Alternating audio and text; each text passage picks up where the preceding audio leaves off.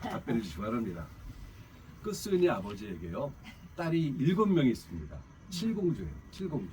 근데 이분이 알았는지 몰랐는지 모르지만은 첫째 딸을 낳고는 딸 이름을 일순이라고 지었습니다. 그리고 둘째 딸은 뭐 이어서 이순이, 셋째 딸은 삼순이, 넷째 딸은 사순이, 다섯째 딸은 오순이가 되겠죠. 그러면 일곱째 딸의 이름은 무엇일까요? 아이고, 아니 근데 날씨가 너무 좋은데 갑자기 추웠어요 지금. 여기가 시베리아도 아닌데. 오희석 그러면은 집사님이 제일 먼저 맞으셨으니까 그래요? 상을 주셔야. 그러면은 제가 또 다른 퀴즈 하나 낼게요. 예, 이건 아마 맞히기가 쉽지 않으실 수도 있고 또 쉬울 수도 있어요. 이 네 가지 질문을 드릴 텐데요. 이것은 지금은 이제 앤처슨이라고 바뀌었지만 옛날에 앤더슨 이 컨설팅 회사에서 만들어낸 퀴즈입니다. 그래서 당신의 마음과 생각은 어떠한지를 설문조사하기 위해서 전국적으로 연령과 직업별로 구분해서 조사하는 내용인데요. 한번 어렵지 않습니다. 어렵지 않고 간단한 질문이니까요. 여러분들 한번 대답해 보시기 바랍니다. 첫 번째 질문이에요. 기린을 어떻게 냉장고에 넣으시겠어요?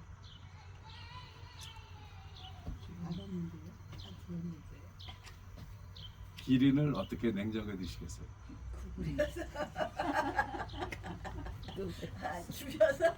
찌려서요? 처음에 저도 이 말을 들었을 때 좀 잔인한 답변을 했는데 다 토막토막 내서 근데 그 정답이 뭔가 하게 되면요. 정답이 세 가지 아니에요? 네? 한 가지요. 그래요? 기린을 냉장고에 넣는 방법은 냉장고의 문을 활짝 열고 기린을 넣고 문을 닫는다. 그 냉장고가 큰 냉장고를 해야 되는데. 그러니까 기린 이 들어갈 만한 냉장고. 질문이 의도하는 바는요. 이처럼 간단 명료하게 생각할 수 있는 것을 혹시 당신은 복잡하게 생각하고 있지 않느냐 이것을 알기 위해서 이렇게 기린 냉장고에 넣는 것은 문을 열고 넣고 닫으면 된다. 이렇게 문제를 냈어요. 그럼 두 번째 질문입니다. 그렇다면 여러분 코끼리를 어떻게 냉장고에 넣으시겠어요? 확실히 우리 교회 성도님들은 머리가 좋으셔갖고 틀린 답입니다. 틀린 답이고 정답이 뭔가 하게 되면요. 냉장고 문은 열어요. 안에 있는 기린을 빼내고 그리고 거기다 그 쿠키를 집어넣고 문을 닫으면 됩니다. 그건 전례가 있어야 되는 거 아니에요? 기린이 그 안에 들었다는 그래서 두 번째 질문이 코끼리 질문이 두 번째가 네, 되겠습니다. 이 질문이 의도하는 바는 간단 명료하게 생각하되 당신이 생각하는 바가 당신의 행동에 책임을 지고 있느냐 논리적으로 생각하느냐 이거를 알기 위해서 이런 질문을 했다고 합니다. 세 번째 질문이에요. 동물의 왕 사자가 동물회의를 열었습니다.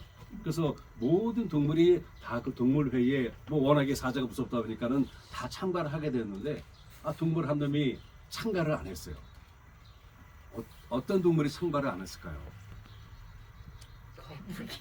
거북이. 누구라서요? 도착을 못했어. 나는 여우라고 생각. 여우? 약간 빠져갖고요. 사자라고 생각합니다. 사자로 생각하세요? 정답은 코끼리입니다. 코끼리? 네. 냉장 속에 있어서. 냉장고에 갇혀 있어서 알아놔서 못합니다. 이 질문은 여러분의 기억력을 테스트하기 위해서 만들었다고 합니다.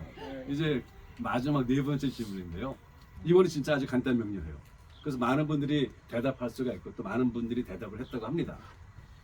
여러분이 가는 길 앞에 강이 있습니다. 강의 깊이가 한 허리 정도밖에 오질 않아요. 근데 그 강은 식인 악어가 살고 있는 유명한 강이에요. 강에 들어오는 모든 동물 사람마저도 막 잡아먹는 강입니다. 근데 여러분이 그 강을 필히 건너야 합니다. 건너야 하는데 배도 없고 다리도 없어요. 그럼 여러분 그 강을 어떻게 건너시겠어요? 악어 등을 타고 갑니다. 야, 그냥 건너뛰면 되지. 50% 분이 답변하신 것이 바로 그거라고 해요. 그 정답은 뭔가 하게 되면은 그냥 걸어서 걷는다. 왜 그런지 아세요? 모든 악어들이 어디에 갔을까요? 동물회. 동물회의에. 여러분이 이 네 가지 질문에 뭐 다들 못 맞히셨죠? 아니요. 우리는 상품이 없으면 안 맞춰요. 캔디를 가져왔는데. 에이, 그걸 말씀하셨어야 돼. 근데 여러분 한심하게 생각하지 마세요. 앤더슨 컨설팅 회사의 조사 결과에 가게 되면요, 대학 교수나 엔지니어, 컴퓨터 프로그래머, 이 변호사 같은 전문가들은 이 질문에 99%가 답을 못했다고 합니다. 그런데 공교롭게도 초등학교 1학년생은 35%가 여기에 아주 정확한 답을 했다고 합니다. 정말 막 공부 많이 한 사람들은 다 틀렸는데 근데 이제 학교가 들어간 초등학교 1학년은 35%예요. 왜냐하면요, 이 회사의 말에 의하게 되면은 초등학교 1학년 학생들의 마음이나 생각하는 것들이 우리 어른들처럼 복잡하거나 이것저것 재는 것 없이 순수하기 때문이라는 것입니다. 순수하기 때문에. 네, 그러면 이런 결론을 내렸어요. 나이가 많아질수록 그리고 삶의 경륜이 깊어질수록 생각하는 것이 복잡하고 의심이 많고 단순 명료하지 못하다 라는 결론을 내렸습니다. 근데 이것은요, 우리 믿음 생활에도 마찬가지입니다. 즉 단순한 믿음과 단순하지 못한 믿음이 있다는 것이에요. 그리고 이 두 가지 중에 한 수 높은 믿음은 당연히 단순한 믿음입니다. 다른 말로 말하면 아주 순수한 믿음이라 말할 수가 있겠죠. 이제부터 같은 이름을 가졌던 두 사람을 비교하면서요, 왜 단순한 믿음이 한 수 높은 믿음인지를 함께 나누기를 원합니다. 먼저 이스라엘의 첫 번째 왕 사울이에요. 사울은 하나님께서 당신의 백성들을 세우신 이스라엘의 첫 번째 왕입니다. 이 사울이 왕으로 세워지던 날 하나님은 사울에게 이렇게 말씀하셨어요. 오직 여호와를 경외하며 너의 마음을 다하여 진실이 섬기라 라는 말씀을 주셨습니다. 이 말씀이 무슨 의미입니까? 하나님을 믿고 따르는데 환경과 조건을 따지지 말고 그대로 있는 그대로 믿고 따르라는 것이죠. 한마디로 단순한 믿음으로 따르라는 것입니다. 단순한 믿음은 하나님 말씀에 의문 없이 그대로 믿고 실행하는 아주 순수한 믿음이죠. 하나님은 이러한 믿음을 기뻐하십니다. 사울이 왕이 되었을 당시에는요, 이웃 나라와의 전쟁이 수시로 벌어지던 그런 때였습니다. 그런데 사울은 하나님을 신뢰하고 의지함으로 나가는 전쟁마다 하나님의 도우심을 받아서 승리를 했어요. 그래요 백성들을 안전하게 지키고 보호하였습니다. 그러면서 사울 왕은 백성들의 신임을 얻었고 또 왕으로서의 경륜도 아주 높이 쌓아가게 됐죠. 그리고 할 수 있다라는 자신감도 생겼습니다. 한 번은 하나님께서 사울 왕에게 아말렉을 쳐라 말씀하셨습니다. 그러면서 이런 말씀을 주셨어요. 지금 가서 아말렉을 쳐서 그들의 모든 소유를 하나도 남기지 말고 다 진멸하라. 심지어는 그들이 키우는 모든 가축들도 다 진멸하라 말씀하셨어요. 근데 문제는요, 그동안 왕으로서 있으며 경험한 모든 것들이 그의 마음을, 그의 생각을 복잡하게 만들었어요. 이것저것 생각하며 이것저것 재어보면서 이해 타산을 계산하기 시작을 합니다. 그래서 사울 왕은 하나님 말씀을 있는 그대로 순수하게 따르지를 못했어요. 아말렉 왕 아각을 사로잡았는데요, 하나님께서 분명히 처형하라 말씀하셨음에도 불구하고 처형하지 않았습니다.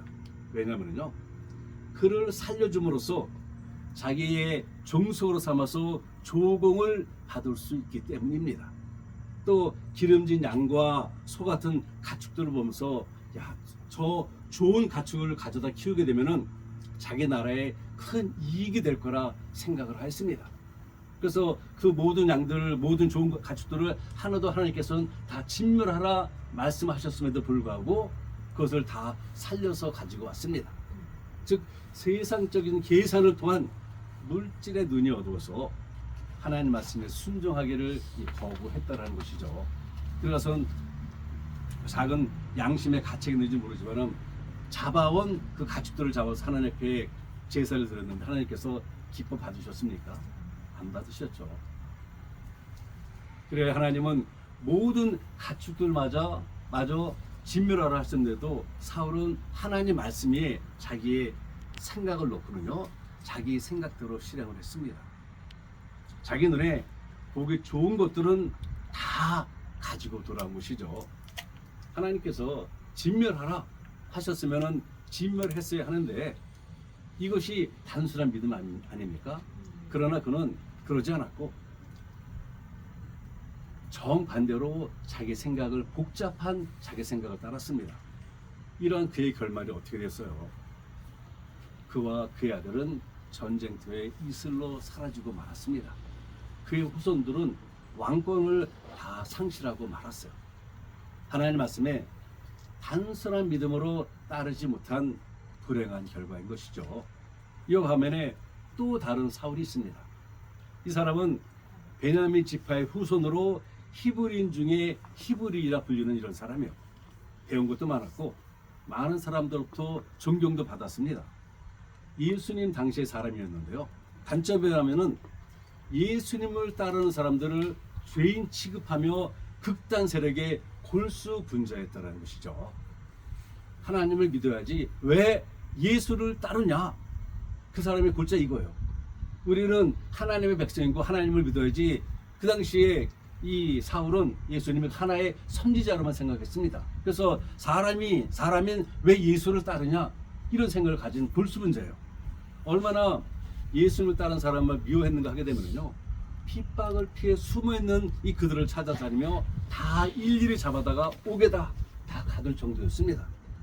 하루는 평소와 다름없이 예수님을 따르는 사람을 잡으려고 다맥서로 가는 도중에 자기가 핍박하는 예수님의 음성을 듣게 됩니다. 사울에게 하신 예수님의 말씀을 정리해서 전한다면 이런 말씀인 것이죠. 사울아, 왜 너는 나를 핍박하느냐? 나는 네가 기다리던 메시아이다. 그러니 이제는 나와 나를 따르는 자를 핍박하지 말고 너도 나를 따르려무라. 나는 너를 이방인의 사도로 세워서 그들을 구원하고자 하니 이제부터는 나를 의지하고 나를 위하는 일꾼이 되어달라. 이러한 말씀을 하십니다. 사울은 자기가 핍박하던 그 예수가 메시아이심을 발견한 순간 어떻게 했습니까? 땅에 엎드려 단 한마디, 주여. 땅에 엎드려 주여 라고 고백합니다. 주여라는 이 고백은요, 그동안 사울이 쌓아왔던 모든 것을 다 내려놓고 포기하는 고백이에요. 전심전력으로 쌓아온 학문을 포기하는 고백이며 사람들의 존경과 찬사를 뒤로 하는 고백입니다. 그리고 그동안 예수님을 외면한 채 자기의 고집대로 살아온 지난 날을 회개하는 고백이기도 합니다.